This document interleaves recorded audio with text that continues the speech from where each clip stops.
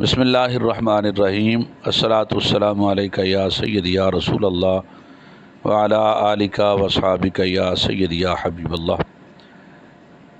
یا ایھا الذین آمنوا لا ترفعوا اصواتکم فوق صوت النبی، اے ایمان والو نہ بلند کیا کرو اپنی آوازوں کو نبی کریم صلی اللہ علیہ وآلہ وسلم کی آواز مبارکہ سے۔ ولا تجہروا لہ بالقول کجہر بعضکم لبعض، اور نہ زور سے آپ کے ساتھ بات کیا کرو جس طرح زور سے تم ایک دوسرے سے باتیں کرتے ہو۔ ان تحبط اعمالکم وانتم لا تشعرون، اس بے ادبی سے کہیں ضائع نہ ہو جائیں تمہارے اعمال اور تمہیں خبر تک نہ ہو۔ صحابہ کرام رضوان اللہ تعالی علیہم اجمعین جو پہلے ہی سراپے ادب و احترام ہیں، اس آیت مبارکہ کے نزول سے مزید محتاط ہو گئے۔ حضرت ثابت ابن قیس رضی اللہ تعالی عنہ جو قدرتی طور پر بلند آواز تھے، اس آیت کریمہ کے نزول سے ان پر تو گویا جیسے قیامت ہی ٹوٹ پڑی۔ اپنے گھر میں بیٹھ گئے اور اپنے دروازے کو مقفل کر دیا اور دن رات زار و قطار رونا شروع کر دیا۔ مرشد کریم صلی اللہ علیہ وآلہ وسلم نے جب ایک دو روز ثابت کو نہ دیکھا تو ان کے بارے میں دریافت فرمایا۔ عرض کیا گیا کہ انہیں تو دن رات رونے سے کام ہے، دروازہ بند کر رکھا ہے۔ حضور صلی اللہ علیہ وآلہ وسلم نے حضرت ثابت کو بلا بھیجا اور رونے کی وجہ دریافت فرمائی۔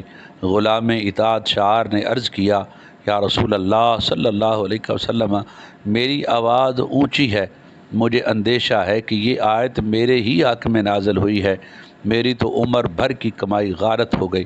اس دل نواز آقا صلی اللہ علیہ وآلہ وسلم نے تسلی دیتے ہوئے یہ مژدہ جاں فضا سنایا۔ فرمایا، کیا تم اس بات پر راضی نہیں کہ تم قابل تعریف زندگی بسر کرو اور جب تمہیں موت آئے تو شہادت کی موت نصیب ہو اور سیدھے جنت میں داخل کیے جاؤ۔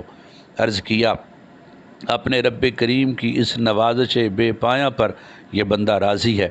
حضرت علامہ ابن قیم اس حدیث کو لکھنے کے بعد فرماتے ہیں کہ جب مسیلمہ کذاب کے خلاف یمامہ کے مقام پر گھمسان کا رن پڑا تو مسلمانوں کے قدم ڈگمگانے لگے۔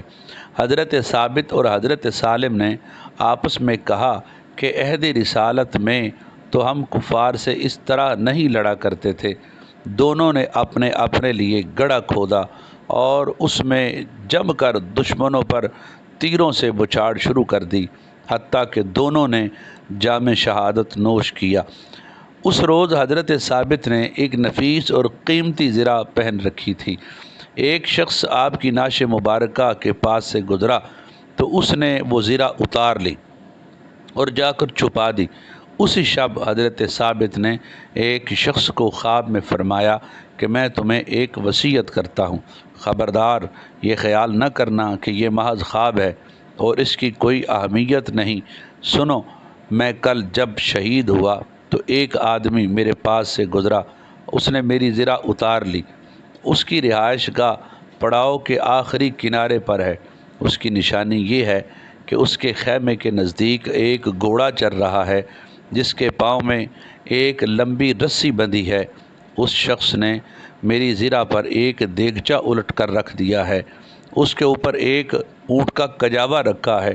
تم صبح حضرت خالد بن ولید رضی اللہ تعالی عنہ کے پاس جاؤ اور انہیں کہو کہ میری زرہ اس شخص سے لے لے۔ دوسری بات یہ کہ جب تم مدینہ طیبہ پہنچو تو حضرت صدیق اکبر رضی اللہ تعالی عنہ کی خدمت اقدس میں حاضر ہو کر عرض کرنا کہ ثابت پر اتنا قرضہ ہے وہ ادا کر دے اور میرے فلاں غلام کو آزاد کر دے۔ جب وہ شخص بیدار ہوا تو حضرت خالد رضی اللہ عنہ کے پاس گیا اور اپنا خواب سنایا۔ حضرت خالد نے وہ زرہ وہاں سے تلاش کر لی اور حضرت صدیق اکبر رضی اللہ تعالیٰ عنہ نے بھی حضرت ثابت کی وصیت کو عملی جامہ پہنایا۔